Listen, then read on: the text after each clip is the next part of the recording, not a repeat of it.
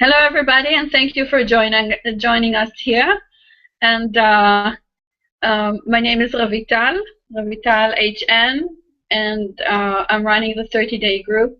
Okay, and today we are going to have the open session about recruiting the universe to your service.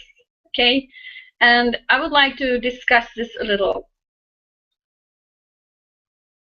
Give me a second here. Okay, just a second. I did something silly for the last minute. Here it is. Okay. Now you can see that today we're talking about recruit the universe to your service, okay? And what I would like to do is who the universe is or are, okay? And what I would like you to do, I would like you to close your eyes for a few moments and look at the universe and just see what do you see or experience, okay? Just take 2-3 minutes, okay, and just close your eyes and see when you are looking at the universe, okay, what it is that you see.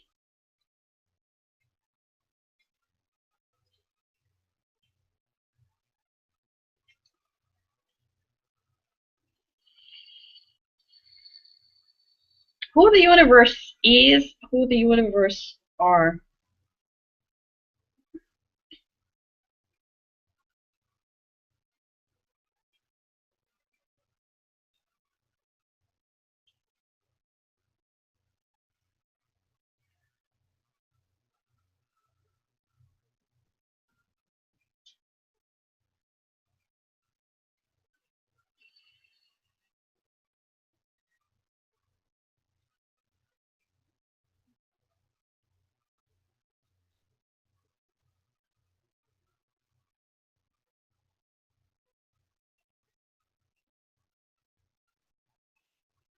Okay, you can either, when you're ready, let me know if you have any answer.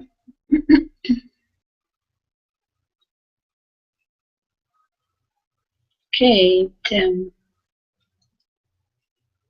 Tim, I need you to unmute yourself. The first thing occurred to me that it was completely bounded by my experience. In other words, there was no part of my experience that I could get outside of. So in actual fact, for me, the universe, not that it's defining it in any way, but it is completely bounded by my experience. It's sort of sizeless. It's just a sense of being, a sense of self. That's all I can know, other than what I elation. Awesome. So actually you had an insight about the universe without actually being able to see it.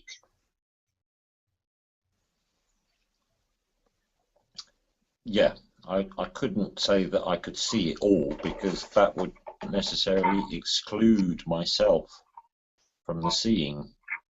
Right. Right. Right. Can we ever see ourself, that which is doing the seeing?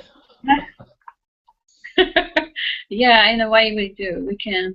Josette, do you have any idea? Do you want to unmute yourself and share? Well, I can't say I had much. I saw a lot of darkness and I'm not, very concentrated, so it's just like it's just black. Okay. My eyes were twitching too much, so I guess I was just not relaxed enough to feel anything but darkness. You just saw darkness. It's not funny. Yeah. Okay. Okay, so when I'm looking at the universe, okay,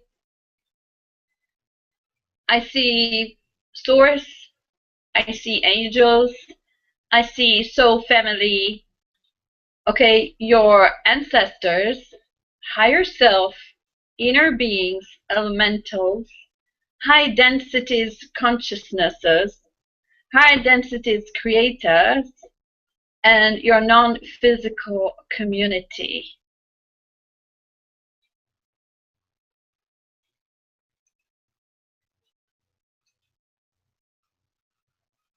How do you resonate to this?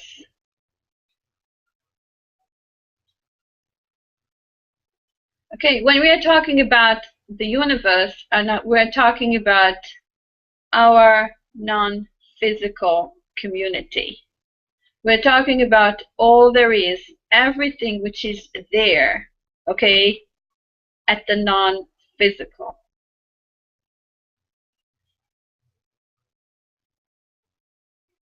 Now, what Tim was sharing with us is that he can comprehend, he can relate only to the thing he can be aware of.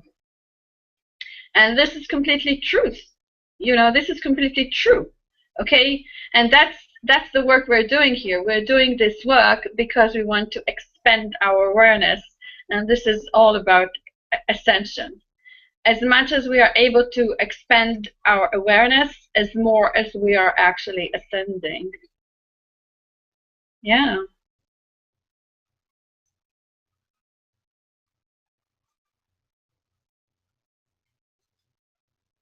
Okay. So my next question is going to be, how do you communicate with them? How do you communicate?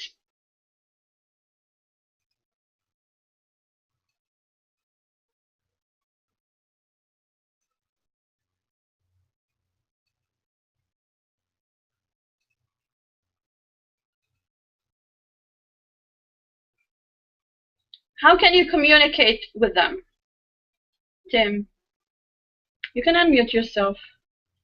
You can take a few minutes and just look at that and just see, how do you communicate with source? How do you communicate with angels? How do you communicate with your soul family? How you communicate with the elementals? How do you communicate with your soul family? How you communicate with you know, with higher densities consciousnesses? How do you communicate with higher densities creators? I would say by intending the communication, but also by trusting implicitly and without the shadow of a doubt that that is what is happening because of the power of your intention. Mm-hmm. To doubt it is to destroy it, that communication. Exactly. Mm-hmm. Actually, if you think about it, okay, you have to put an intention for everything you do. Yeah. Josette, do you have any idea? Or you're still out there in the dark? Not always in the dark. No, I'm just joking.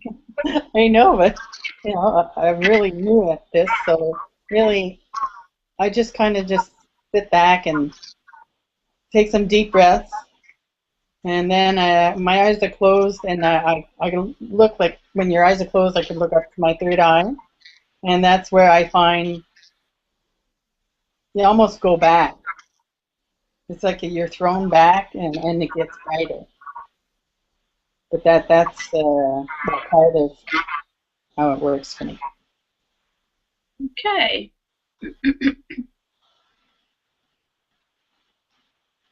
Okay, let's continue.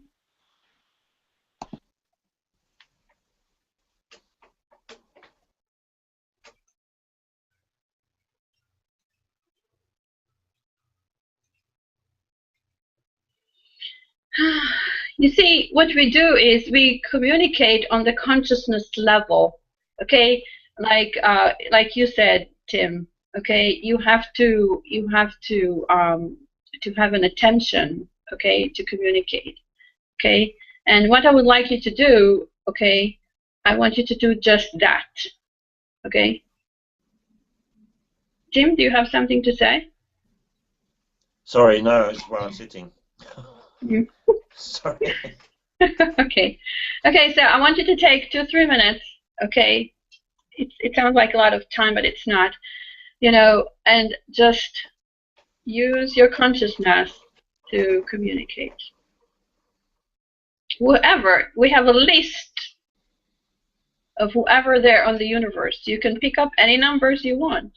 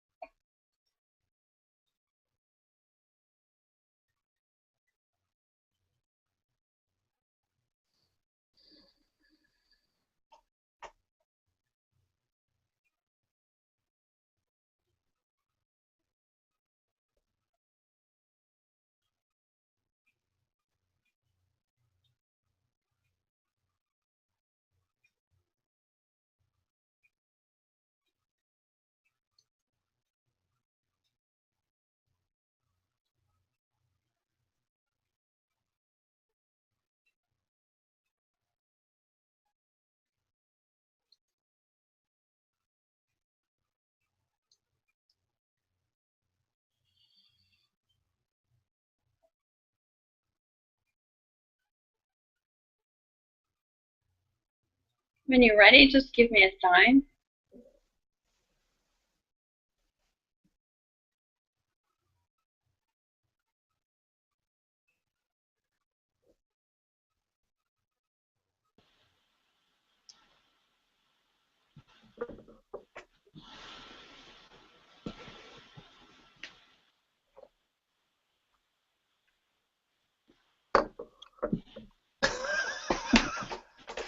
That's a great sign. That's part of the elementals.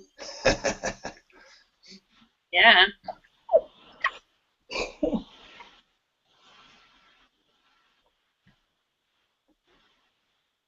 Well, I saw my bright light. Repeat it. I saw my bright light. Awesome. You know, when I was saying that, you know, like it seems my eyes feel like they're rolling over, and then I get this bright light, and then it gets more intense, but it kind of comes and goes, and that I was getting that ringing in my ears again, really hearing it. Yeah. Yeah. Yeah. That's beautiful. It is. It's beautiful. You see, when you start to communicate on the consciousness level, okay, you expand your awareness. And as you do that, you know, things start to come about. Things just start to happen.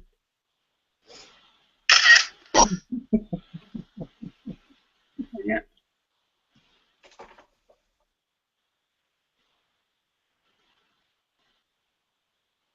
Tim, did you get anything? I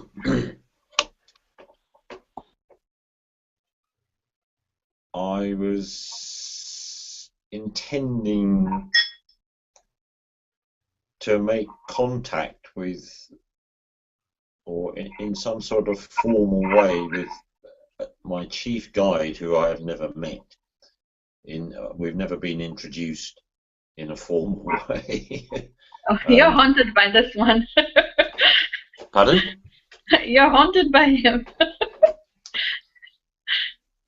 Him, her, it, I don't know. But I did get a sense that it was certainly received, but that the intention was coming from a place that was sort of deeper than thought. It was sort of like having to be the intention, to embody the intention rather than just think it. You know what I mean? To almost like become a beacon of it that was radiating it in some way, and which is strange, because it kind of translates into a linear thought, but that linear thought is not what it is. It's more like a beep beep, like a beacon. Pulsing. Yeah. Pulsing. Yeah.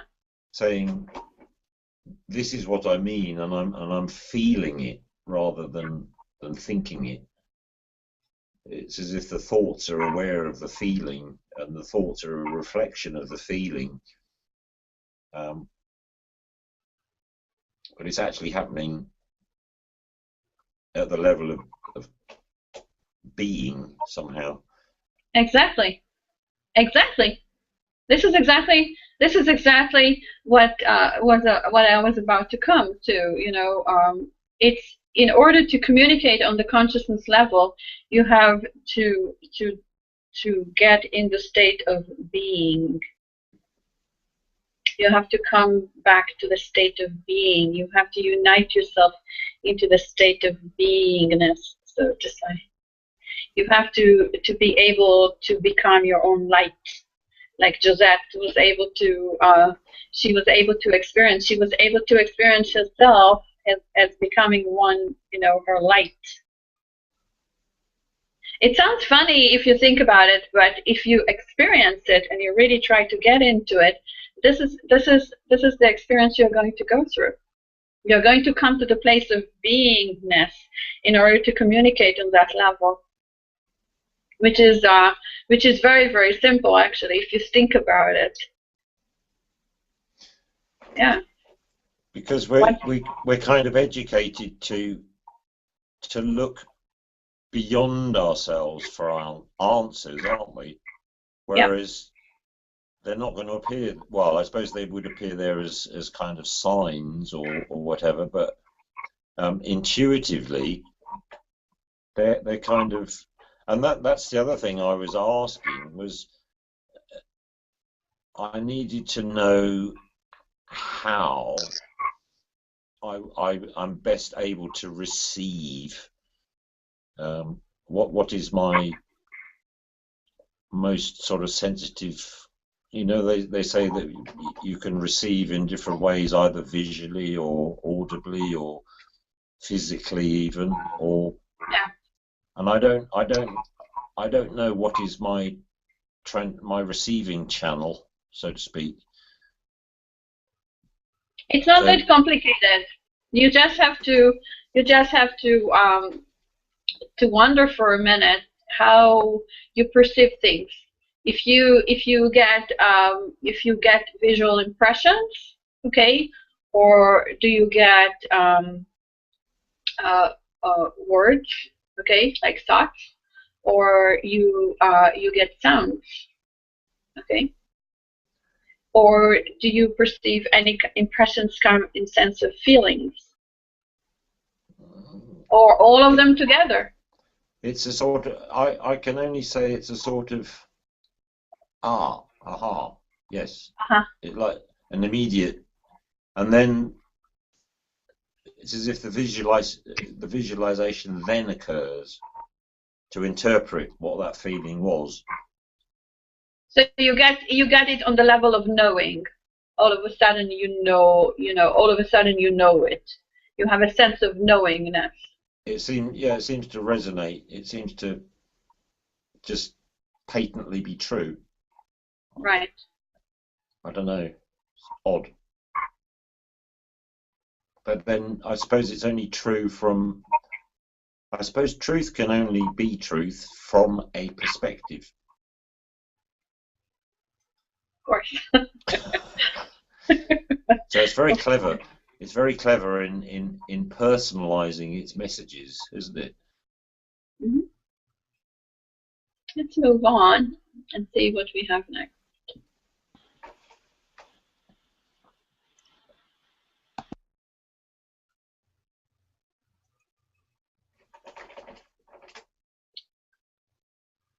Okay, now my next question is, what can you communicate with them?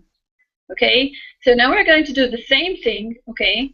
And what I would like you to do is I want you to close your eyes for a few moments and look at the universe, okay? And try to perceive, what do you see and what do you experience, okay? Even though you already start moving towards it, okay, which is amazing, okay? You start moving towards it. Okay, you start moving towards the state of being. Okay, but you can ask yourself, you can look at the universe, okay, and then see, what can you communicate with? What it is that you can communicate with on that state of, and that of communication on the consciousness level. Just close your eyes. Just find it, what it is that you can communicate.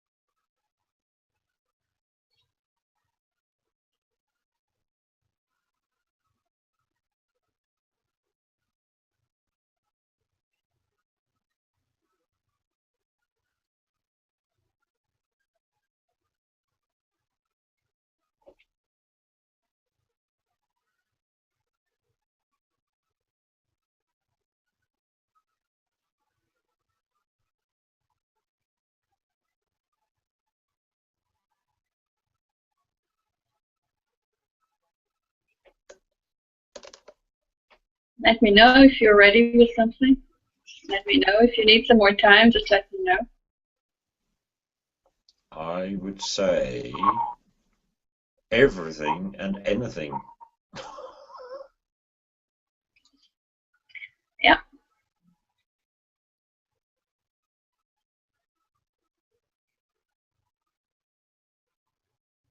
Even that which we don't know ourselves is being communicated all the time.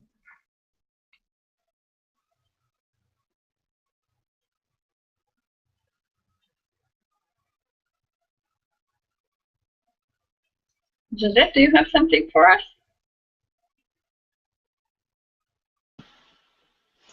Well, I was trying to get back to my light, and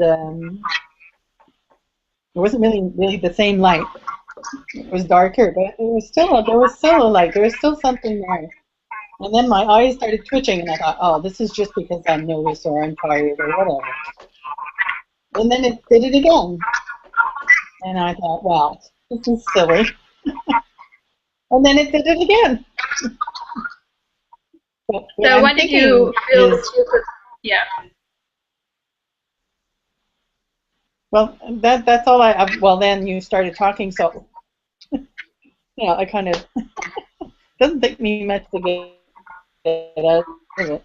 But when I meditate, I've noticed this every time I meditate, like not now, but I mean when I'm alone and I'm meditating and I'm really like maybe after longer periods of time, my head seems to go like this, like shake, It always, Okay. all of a sudden, it just starts shaking. Not for long periods, but it always does it. Every time. So it's like I don't know what, but there's something. There's a. Okay, but what do you feel? What do you feel that you can communicate? Okay, what can you communicate when you are on that level, in that state? Well, I'm just open to whatever.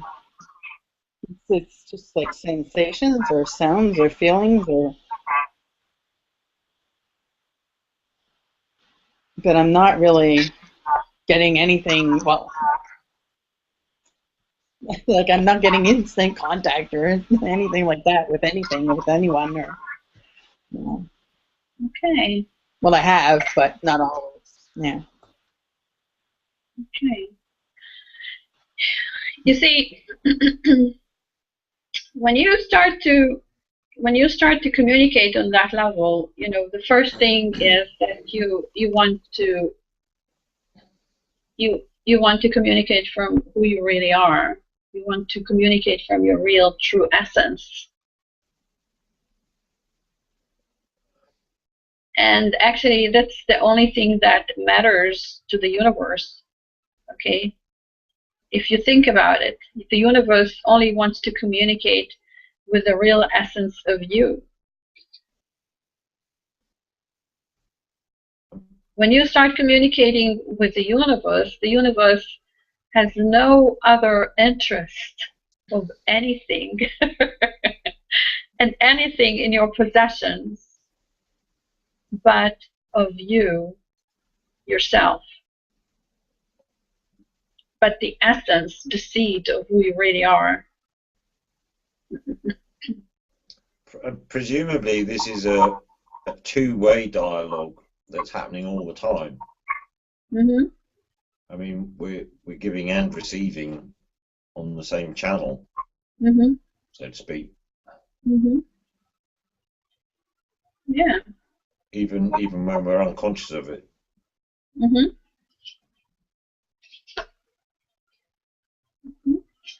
Okay, let me go back to my slides. I'm going to go back to my slides. And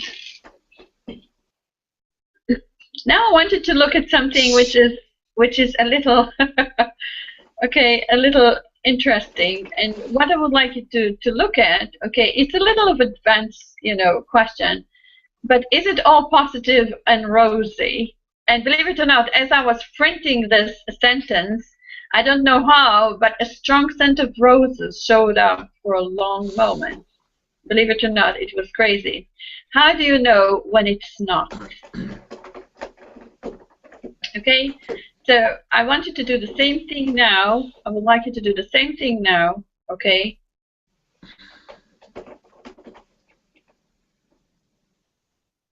Okay, I would like you to do the same thing now.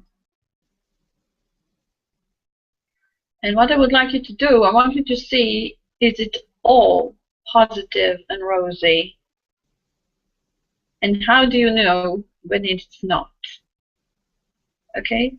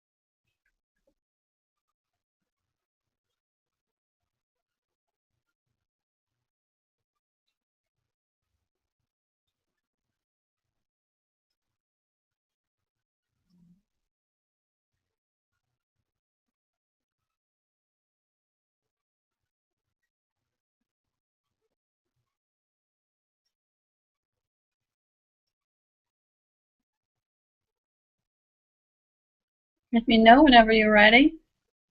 Mm-hmm. Awesome. Okay.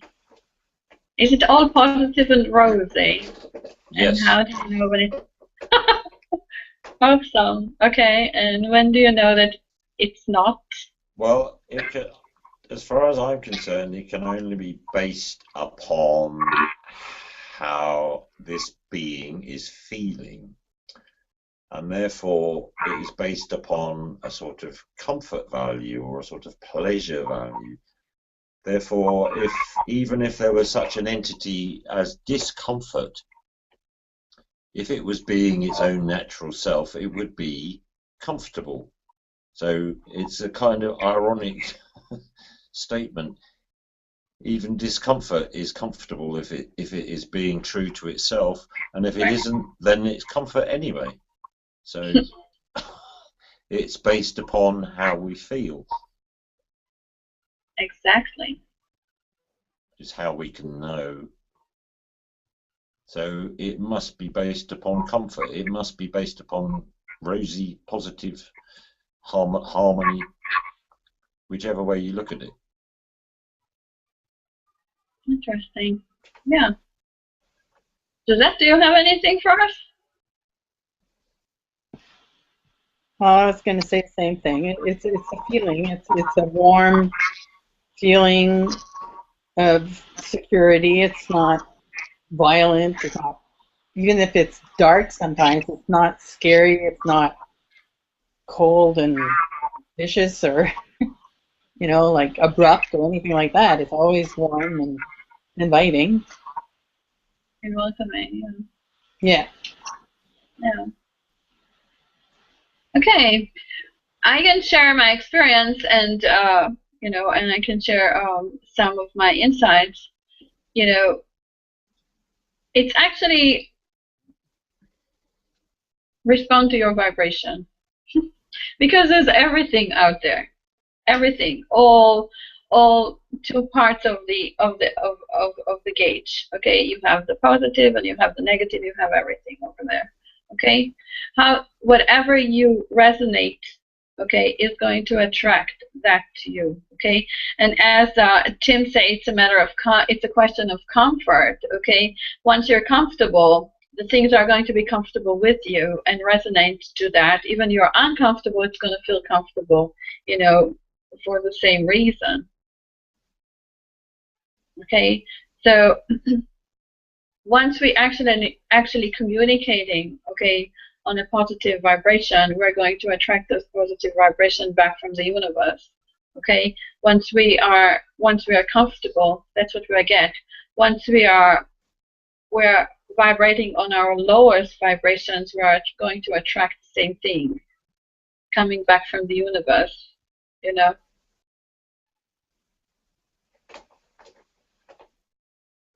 Yeah. Do you have something to say, Tim? I did, yeah. It's interesting the use of the terms positive and negative. I mean, in relation to what? If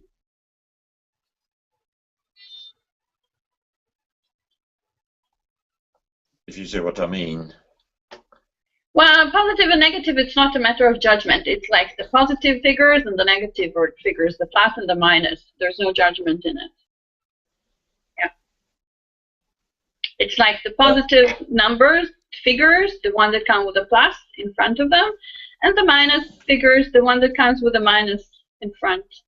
But what I meant was then, how can there be such a thing as a negative frequency? Well, there's a dark light. So it's relative. Yeah. Zero frequency. We have movement that expand this way, and we have movement that expand the other way. But sure, you can't have zero frequency, because if a thing is not mobile, it's still, if there's no movement.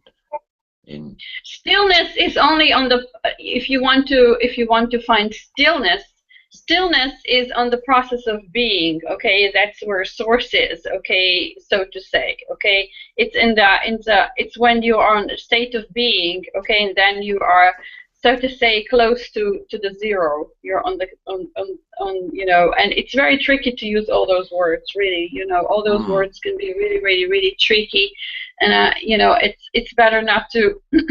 But if there is any sort of movement from that stillness, surely it must necessarily be positive. I mean, it must necessarily, if it has a reality, it is its own sort of positive statement. It can't be a frequency. How can it be a frequency that is negative in an absolute sense? You know, not in, which is why I asked the question, relative to what? You know. Okay, did you ever think about your vacuum cleaner?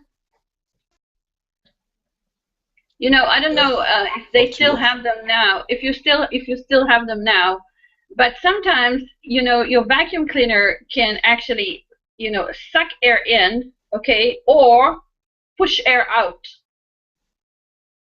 Mm-hmm. Same thing. So you can tell, you can define how do you want to see it, okay? You can see the vacuum cleaner as sucking in, okay, as negative because it sucks everything in, okay, and you can see him pulling air out as positive, as flushing and expanding everything out, okay, which is like counterintuitive if you think about vacuum cleaner, because according to you, if it sucks it in, it's supposed to be positive. To your perspective, it's supposed to serve you. So for us, whatever positive is what serves us, okay? But for me, if I'm looking at the movement of it, sucking in for me, okay, is like constructing. It's constrained, like it takes everything in. It pull it in, okay? It shut it down, okay? And when it's pulling it all out, that's when it's positive. It's expanding, even though it's something completely unwanted to you. So it's negative or positive in relation to our comfort, perhaps, or in relation to our benefit. To our benefit, yeah. Yeah, we're a very benefit-orientated species. But it's not. So it's not actually negative.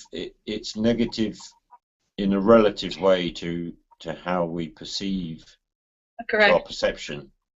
Correct. Completely. It is not actually a negative existence, which is a non-starter, isn't it? Presumably. Yeah.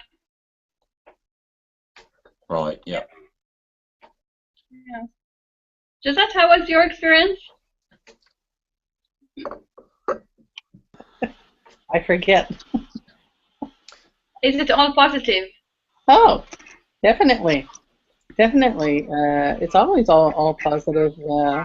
I guess we're talking about negative, and I'm thinking, could negative be somebody that's so like out of touch and trying to, you know, reach out to his higher self or something, but he's really, you know, let's say he's on drugs, okay? So he's really, that would be a negative to me. That definitely. That's real darkness. That could definitely be very interesting experiences over there. Yeah, I didn't have them. really, I have no experience. I have no testimony, but you know. Well, I don't. I imagine, you know, that could be the negative. But for me, no, it's always positive. It's 10 o'clock. If you were to dare to conceive of perhaps Source's perspective on this, would there be anything that was negative from Source's perspective?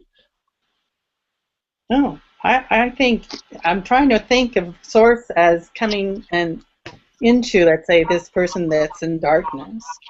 And that could only bring a light. That's assume that you know, that assume that source has any agenda, as you know, in regard to that person's life. You know, some beings are not beings of light, so what bringing them light is not going to serve them unless they decided to become beings of light. Okay, which I already saw.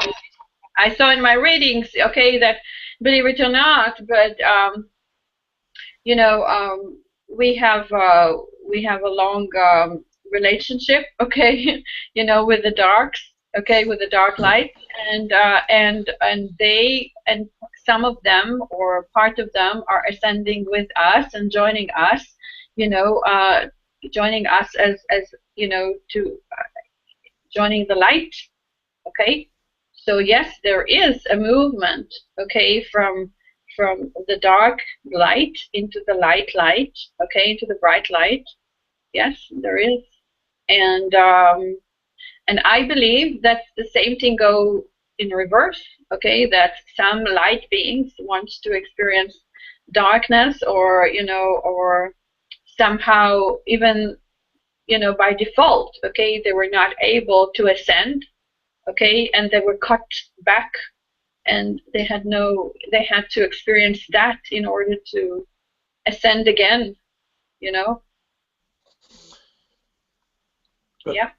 Presumably, in the potential of source, in the all potential of source, there is the potential for the greatest light and also the greatest darkness. But they, correct, yes. In order for any entity to be aware, they surely need both, because I mean, any degree of light can be seen as darker than a greater degree of light.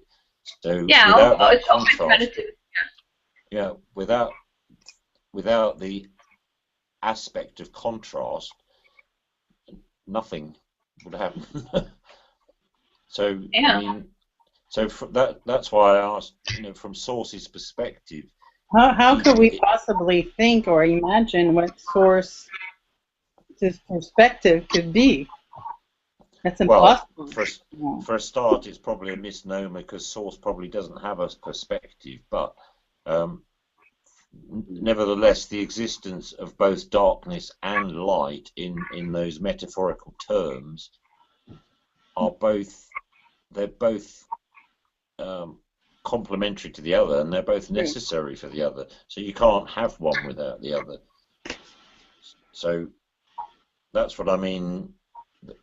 Perhaps complementary is a different way of looking at positive and negative, which has connotations from our human perspective, like judgmental connotations, whereas perhaps they're not actually. They don't need to carry a sort of judgmental flavour, perhaps. You know, if they were seen in a purely sort of scientific way, positive and negative, like a guitar string, when you pluck it, it moves from one side to the other, and in relation to the other, they're positive and negative, but you wouldn't hear a sound if it didn't have both. Constantly going through that still point in the middle. You know what I mean? Mm-hmm. Cool. Okay, so let's move on. And okay.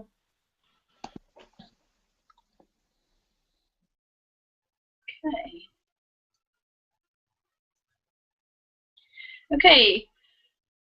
Can you see this? Our universe is not above the lows. Okay. Oh, I lost the T. The lows are above the universe. I'm going to fix it. The laws. Yes, the laws are above the universe. Okay. The laws. And yes, and what I mean by that is, okay, that, you know, even the universe, okay, is bound to the law of attraction. Even the universe is bound to the law of cause and effect. Okay. Even the universe is bound to the law of the right tension. Okay, and I'm talking about our universe. Okay, I'm not talking about other universes. I'm talking about our universe. Okay, and what it means is that if we are trying to attract a certain vibration from the universe, okay, we have to act according to the law. And you know, Abraham are doing a very important work here, because they bring to our awareness the law of attraction. Okay, we were very much aware to the cause and effect. We were very much caught in the karma. Okay, but we were not very much aware to the law of attraction. Okay, so why is it so important? It is very important because once we would like to communicate with the universe, once we want to recruit the universe to our service, okay, we have to understand that the law of attraction works consistently, okay, on that level. Okay,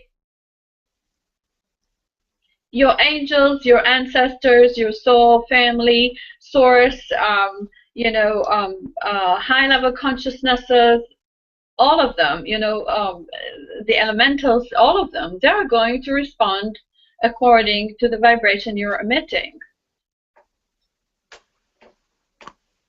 And the most important thing, as we already experienced here, the important thing is to mean it, is to be sincere about it, to come from the place of real truth, you know. You have to come from the place of pure beingness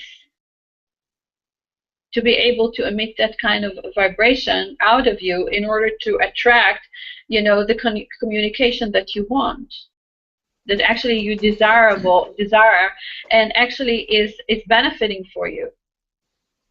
Remember, we are benefit orientated species, okay, and we are definitely you know, pursuing our benefits, okay, and what we would like to achieve is our benefit. Are we talking about some sort of coherence here in our being, whereby there aren't too many bits that we're hiding from, or that we're hiding deliberately, or that we're not admitting, or that we're being deceitful to ourselves about, or haven't discovered in some way? Because are we talking about a sort of general coherence of being, rather than an isolated aspect? You cannot. There's no isolation ever, because it's all part of something. So you cannot really isolate any element or experience of yourself. But does that necessarily mean that we can sum it up, that we are aware of it in a coherent way, that in actual fact it's making some sort of definitive statement? Can you rephrase it? When you're talking about the law of attraction, and if we're talking about ourselves as a frequency, in terms of a sort of frequency signature or something, then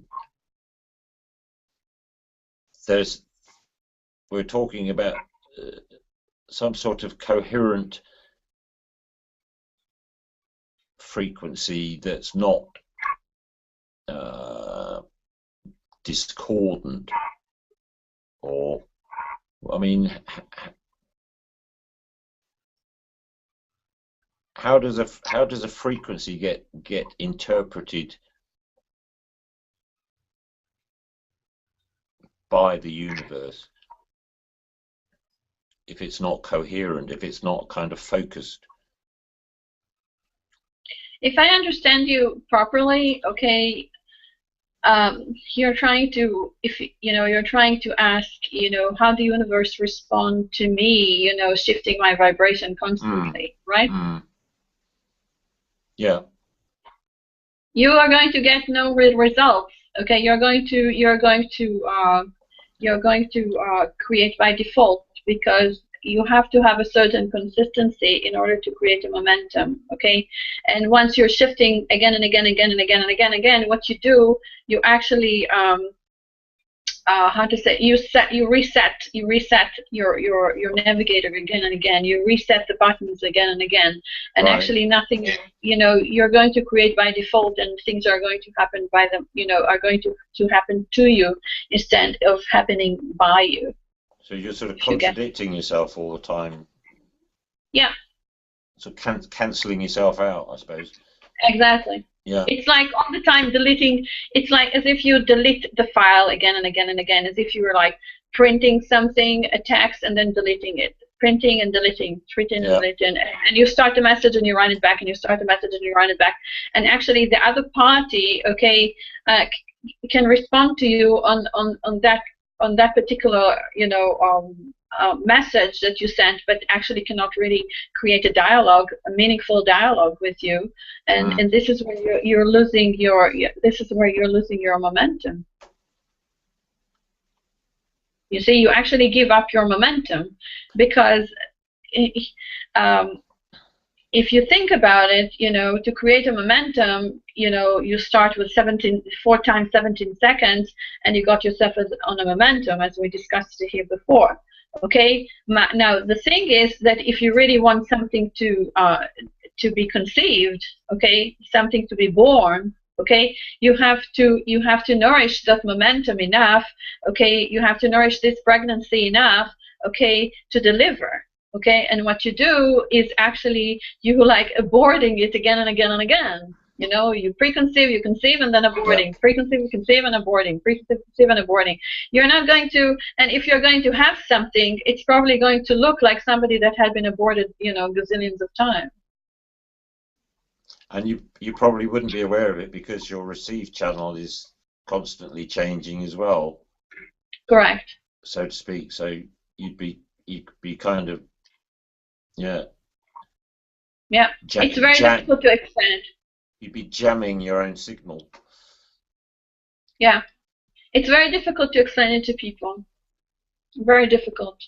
And another reason why it's so difficult is because there are so many choices now, and everything is so open, and there's so many possibilities and potentials, and every time people say, oh, it doesn't go this way, so I'm going this way, it doesn't go this way, I'm going this way, and another thing is they said, oh, if it's supposed to be easy, it's supposed to be fun, so I'm not supposed to invest too much energy with something that doesn't work. But the thing is that if you're attuned, if you're aligned, okay, it's going to come to you, and you're going to see the evidence, like Abraham are saying, you have to put your intention there, okay, and trust it, okay, and then expect the evidence to show. The thing is that people sometimes are just losing their patience. They don't have patience, and many times, okay, let's say more often than not, okay, they don't know how to read the signs. They don't know how to translate the evidence. Okay, and I see many times that people actually chasing evidence in a way which is completely ungrounded. Okay, really, in a way that actually just going to bring them down instead of lifting them up, so to say. It's very interesting for itself.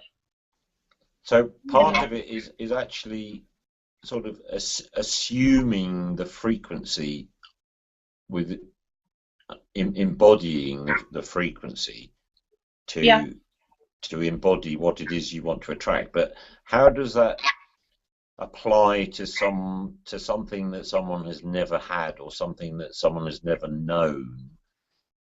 How can they adopt a frequency that is unknown to them? Well, it's the same question. It's like the $1 million question that people are asking Abraham as with the law of attraction. They're asking Abraham. They're asking everybody. They're asking. It's like, and the answer is that you cannot close the gap like that, okay, overnight. Right. Or a gap like that overnight. You cannot do it. You cannot do it. Okay. That's what they're talking about. That's why they're talking about pivoting. That's why they're talking about, what they're saying is that if your, let's say, if your vibration, you know, is like this, and you want to have it like that, okay, you cannot shift it overnight from here to here. Okay, or let's say you have it here and you want that to be here. Okay, it's not going to happen. It's not going to happen steadily overnight. Okay, so what they're saying is, okay, that you have to do like this constantly until it's going to be like that. You have to shift. You have to pivot until it's going, and every time it's going to go more, it's going to be more until it's going to go to the other side. And this is where people are losing their patience. They're losing their patience on that shift. Do you understand what I'm saying? Okay, you want that part. Okay, now let's say now you're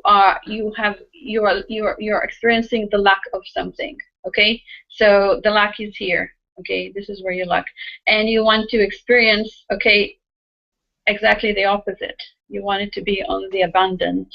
Okay, okay. So what you have to do, you have to have a shift of 180%. Okay, you have to have a shift of 180%. Now, how do you make that shift? You cannot make it overnight like that. So what Abraham is telling you, okay, do like that. Okay, until you're going to completely stabilize over here. You know? Do you understand what I'm saying? Could you illustrate this more in specific sort of inner terms? Like if you were imagining that you were trying to attract something that was out of your reach, how would you approach it? How would you manage to pivot it? Not so much in the graphic terms of the pen, but in terms of how you would change your inner world to create that pivoting. It's a process, and it's not overnight. It's a process, and it's not overnight. And another thing is, and this is something we're going to get to, is that first of all, you don't need more than 17 seconds for this to happen. Okay, okay. But the thing is that since we are vibrating on our levels, okay, it takes us more. Okay. It doesn't take time to change reality, actually, because you just have to shift from one to the other, and that doesn't take time at all. It's only for us, okay, that we are living in so much resistance that it takes so much time, okay?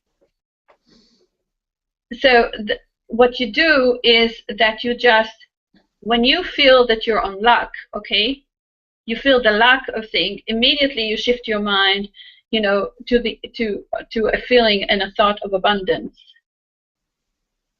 Okay, and you do it immediately, even for a second, okay, or for 68 seconds, okay. You stay there, and then you come back to the center. I'm just giving you a process. Yeah. What you have to do, you have to feel, you have to ignore the feeling that is unwanted, okay, and get into the feeling of what is wanted, and stay there at least for 68 seconds in a row to create a momentum, okay. And as more as you do it, as more you're going to stable that momentum.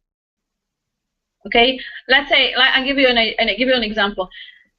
I know that it's really, really, really difficult it's extremely difficult when you are in time of contrast. Let's say you owe money, let's say people are pushing you, let's say the banks are, you have deadlines, of money that you have to, you have to meet, and you can't. That can be very, very challenging, okay? But this is a momentum that you have to go through. Okay, it's very difficult to fix it immediately. Okay, but what you can do, okay, you can shift slowly, slowly, slowly, slowly. So you're going to find yourself completely ignoring it, avoiding it. What I'm saying is that you have to ignore. Okay. Not give energy to the thought of luck, okay? Not give energy to the thought of luck, okay? And then give energy to the thought of abundance, of what you want. So you have to keep yourself. You have to keep yourself focused, okay? Seeing and experiencing the things that are wanted to you. Let's say you want to have. Let's say you want to have a certain relationship going in your life, okay? And so you have to stop giving energy to what is unwanted, okay, and give energy to what is wanted. And you're going to see that gradually this is going to manifest in your life, either in the relationships that you have or in different. So you're sort of retraining your beliefs quite severely. Yeah. But at the level at which you believe you can believe them, you're retraining your habits, rather, your habits of of thought. But at the level that you can believe them. Yeah, you cannot. How to say that? You cannot cheat. Okay, you cannot cheat yourself and the universe. You cannot cheat. You cannot cheat a vibration. That's why it's so difficult for people. That's why it takes people so long, because they cannot cheat a vibration. They cannot fake a vibration. It's not that now all of a sudden I said, oh, I have this blue shirt. Okay, so now my vibration is blue. No, it's going to, the blue shirt is going to assist me to create more blue, okay, or a little bit more blue, okay, but I cannot be with blue all the time. I'll take it off. Okay, and there are other stuff that is going on. All the physical assistances that we're taking with us, okay, are temporary. But as more as we're going to work, okay, from within, we're going to stable the changes.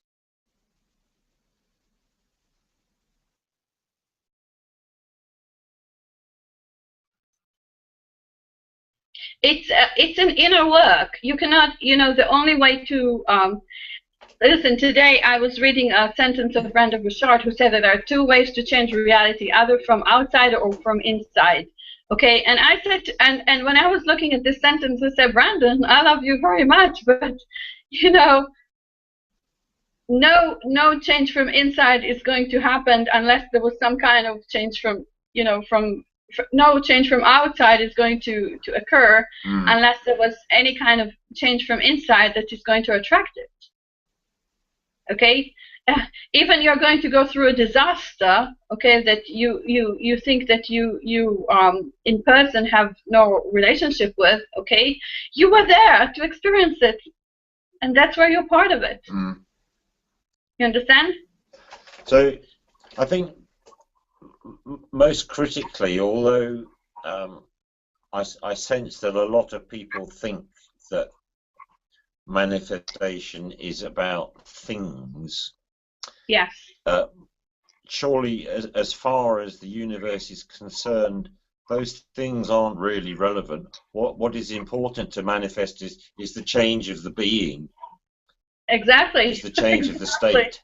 Exactly. Exactly. Completely. Yeah. Completely. Because the things don't mean a thing to the universe, which is full of things. It's how we feel that's important. Exactly. If we can recognize that, yeah. Exactly. Okay, so Josette, do you want to add something? You were extremely quiet. Well, I was thinking of an experience that we had when we wanted to buy a house, and it was difficult because it was expensive, and I think everybody can relate to that. So there was only, in a sense, one way to get it to happen. It would be to have a really strict budget and really follow to the letter, and clear all debts. Like there was no room for any debt whatsoever, and until the day where the keys were exchanged. So we put ourselves on a very, very, very strict budget, and you have to believe that you're going to do it every day. You have to remind yourself that you can. And when you get there, that's really having to be, you have to be on that vibrational level where you're always believing it's going to happen. And I don't know, it's the only way it could have happened for us, I think. Every day not having to remind myself, but knowing, looking at my budget every day and seeing, knowing why I was doing it and moving ahead and cutting down debt and everything. It was just like, I don't know. Is that, do you think, because that was the only way you could actually make it true enough for you to believe that it actually manifested eventually, because your beliefs had to be kept in line by that process that you described? Yeah, exactly. Well, I guess it's a learning process as well, sure.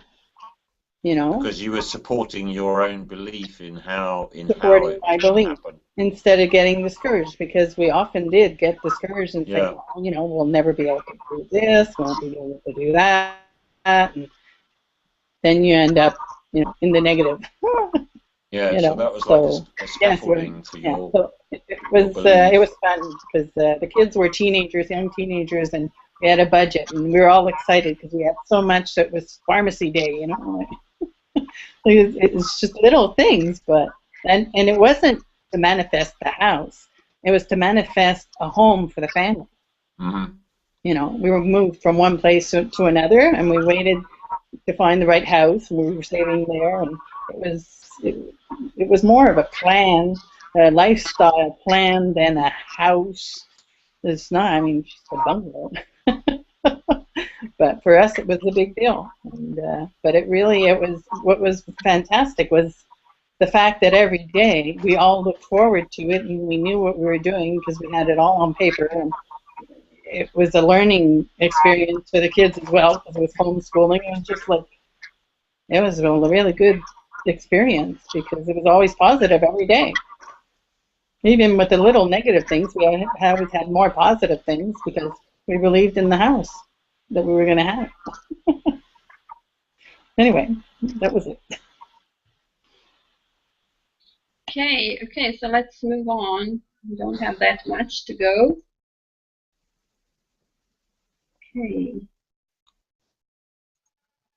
Okay, so this is actually end of part 1. Okay, and that's a weird photograph. Yes, it is, isn't it? Isn't it? Yeah, there's always a bit of illusion in it.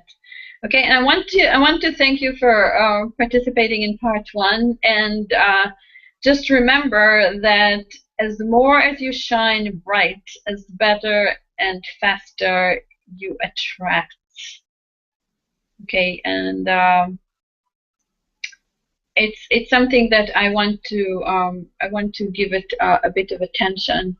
Okay, as more as you charge light into yourself, okay, it's like the bulbs, okay, of light, okay, as more as you charge light, as more as you shine bright, okay, as better and faster you attract and you manifest. And if you think about it, you think about the broadband of the internet, okay, as more as the broadband can charge, okay, and run through, as better your experience and connect, and the speed is better for you. It's the same like in a bulb, you know, if you have a small bulb, okay, it can run only a little charge of electricity in it. If you're going to try and charge more of it, more into it, it's going to explode. Okay, and it's going to only light a little place. Okay, it's going to be like um, um, how to say that you can just find your way around, but not more than that. Okay, if you want to get more and more and more details, if you want to see to enlarge more and more, you know, area, you have to have more of a bigger and bigger, you know, bulb, which is going to consume more and more energy, which is going to be able to charge with more and more electricity. So we are the same. As more as we charge ourselves with light, as more as we attract light to us. Why? Because we just consume more light, we just charge more light, so we just transform more light, and therefore more light can be attracted to us. And as we do that, we attract faster and manifest faster. And actually, if we're working with light, we're going to create more light into ourselves, into our life. Okay, and if you have any, if you wish to continue to discuss it for a little, that's fine with me. Okay, this is the part one of recruiting the universe to our service. Okay, once we understand actually the relationship that we have with the universe, who the universe really is, who we are in relation to the universe. Okay, how do we communicate with the universe? What is really important in this communication between us and the universe? Okay, then we can really effectively, okay, recruit this communication to our service. Okay, we really effectively understand it, and we're not just throwing out in the air all kind of or you know, or requests and desires that we, you know, we don't really know how they're going to come about. Okay, it's true that the universe is all, you know, everything is working for you. It's true, but it's a kind of a default declaration that everything works for you, because no matter what you experience, okay, well, either it's positive or negative, it's always working for your expansion. But the idea is that you will be able to monitor it. You will be able to create by you know, to be a deliberate creator and not to create by default. You want to have more saying on your creation. You want to become more of a godlike creator. You know, you really want to have more to say about the end results. Okay? You would like to have more impact on the end result. You don't want to be led by the process. You want to lead the process. Do you see that? Yep. Yep. Okay, we're going to have another session on you know, recruiting the universe to your service. It's going to be Thursday, and it's going to be 7 hours back from now. Now it's 10:33 p.m. here, and it's going to be 3:33 on Thursday. So I'll be in the middle of a show then, I'm afraid. I won't be able to make it. Awesome. Okay. Could you just reassure us, Revital, your analogy of light bulbs, could you just reassure us that there is not much danger of us exploding? No. No, there's no danger of exploding if you are, you know, there's no danger of exploding unless if you take drugs and you take overdose, then you're going to explode out of your body. But you know, when it comes to light in the body and the processes that we're doing here as physical beings, you know, or physical human beings, that's more of a joke than anything else. What is the filter? What is the chief element of the filter which prevents us from knowing this fullness of light?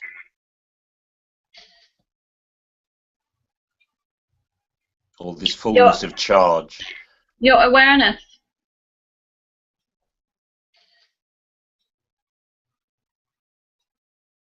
Really?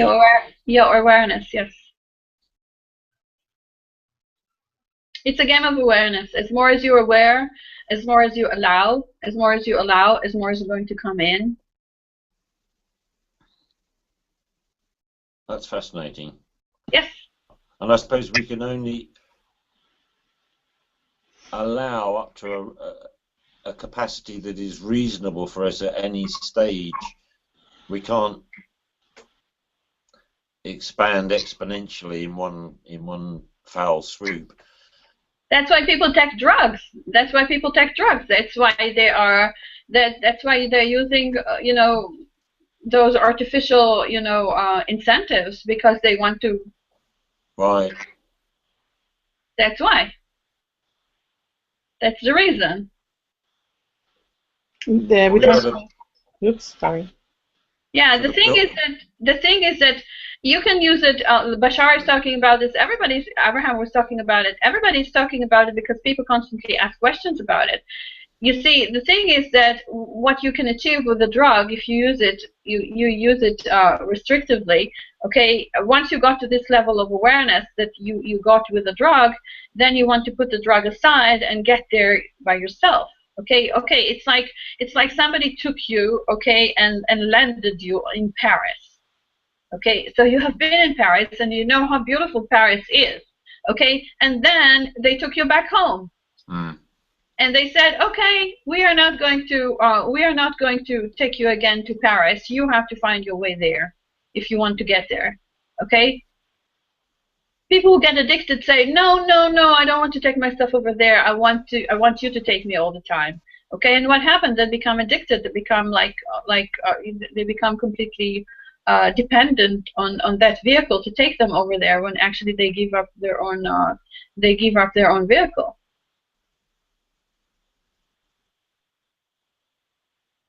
Yeah. We talk about the veil too. It's that the veil's been lifted, you know, since the shift. Yeah. Well, yeah, the time gaps and the difference between the dimensions and densities is collapsing. Yeah. So yeah.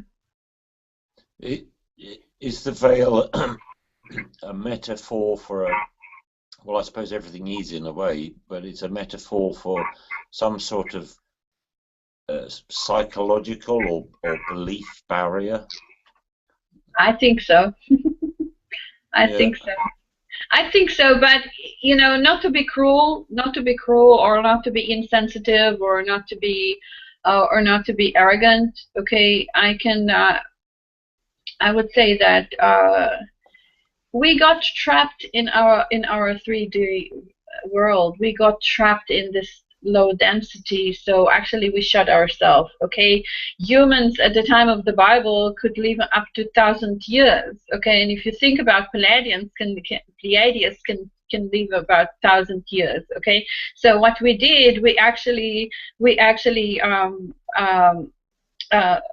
constrained our DNA. Actually, more and more and more of our DNA just stopped working. It's like if you think about it, okay, if you think about the situation that we're here now, okay, we have a Google community. Okay, we have a Google community, which is not that difficult, okay, to hop in and out, okay, and to join the conversation.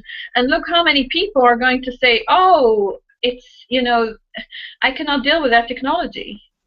I'm willing just to work on Facebook. I'm willing just to work on the old technologies that I have. I'm willing to shrink myself to, you know, to less of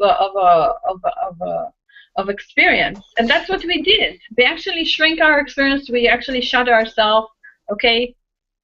Whether completely voluntarily or with the great assistance from beneficials on the policy. We literally clamped down in our perception of what we are, of what our potential was.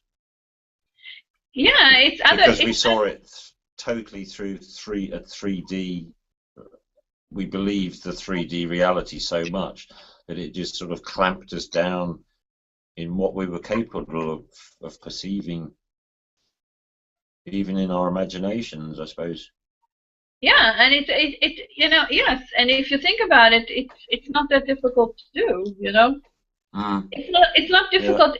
Yeah, listen, it's not difficult to expand your awareness, but I think it's sometimes easier to shrink your awareness because we are very much attuned to the physical reality. It's very difficult. And It's very easy to tell you, and you saw it by yourself. You saw it by yourself, okay? That it was so difficult for you to shift your vibration from a place of lack to a place of abundance with no physical evidence to it. yeah, yeah. It And was like, what am I doing? I cannot really believe that. I cannot buy into this. This is not going to work for me. How is it going to work for me that actually I have no cash in my pocket or in my bank, and I still have to act or to believe or to feel as if I do have it. So it's really easy in the physical reality just to so you think that this although the process happens within an individual life in the way that it is indoctrinated by this sense of reality, but although it happens uh, consciously within the space of an individual life, but it actually impacts our genetics, of course, yeah, of course, through repetition. yeah. And another thing is that another thing that, but this is another subject, okay? Our capacity is innate in our DNA. We have a highly divine DNA. Yeah. Divine.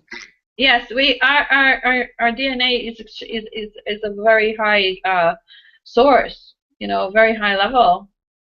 You know, we have a very our DNA is with a very high um, you know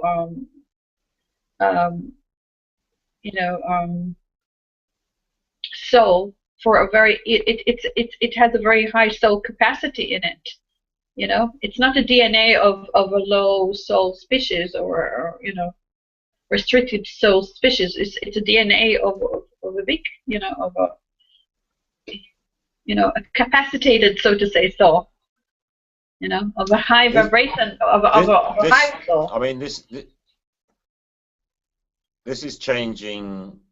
I mean, the topic entirely, but that seems to tally in with that story Michael Lettinger or was talking about the stone circles in Africa with the whoever it was, and Adam and Eve, the original Adam and Eve, how Eve saw the potential in Adam that wasn't actually fully potentialized, and while who are they, the Anunnaki, while they were Anunnakis, yes, watching, Anunnakis, yeah. she switched it on. She managed to empower the full. I mean, that's obviously a very metaphorical, but maybe it's not so metaphorical. But that's wandering off topic, way off topic. Yeah. Yes. Listen, we can. Yes, I want to wrap it up, and so it's going to be so it's going to be clear that actually when you communicate with the universe, you communicate with your non-physical community, you communicate with your soul family, angels, you communicate with whoever you're capable of communicating with. Okay. Another thing that I wanted to share with you, that you never know who's looking at you. Okay. Sometimes sometimes you don't have the capacity to see them, but they all the time have the capacity to see you. Okay. You may And with shut your each eyes other, to see them. Huh? with each other. I don't understand. Is it possible? I mean, presumably it is possible for us to communicate to each other via these other dimensions or Oh yeah. Yeah, telepathy. I can tell you that many times, I'm asking the assistance you know, out of the body spirits, so to say, like deceased family members of people that are essential, significant to me. Okay, and I'm asking for their assistance with communication with those, with those individuals. Yeah, I can do that. With beings who are still alive. With beings that are still alive. Yes, yes. Let's say Right. you want to communicate with your significant other, and that significant other, is like somehow don't hear you. They're in a different country. They don't pick up the phone. They're not calling. They're all over the place with with their family, and something like that. And you need to communicate with them. You have to communicate with them. So what I can do in a case like this is I can communicate to a deceased family member of that person, and say, hey, I was helping you a lot the other time, just communicating you to that person. Now help me to communicate with that person. 30 minutes and the phone is ringing. Like a satellite. Yep. Yeah, like a tower. Yeah, I do that. Yeah, not that often, actually rare, and I don't like to do this because for me it's indicate of a lack or a gap in the communication. Okay, but it's nice because those family members wants to be part of the party. They want to be part of the experience. They want to share. They want to participate. They want to contribute, and and they're there, and they ask me many times to communicate them to their family. So I said, okay, if I can communicate you to them, why wouldn't you communicate me to them? Mm-hmm. Yeah. You can do that. I do this when I'm completely pure in my heart. I have no motives or or benefits by like it's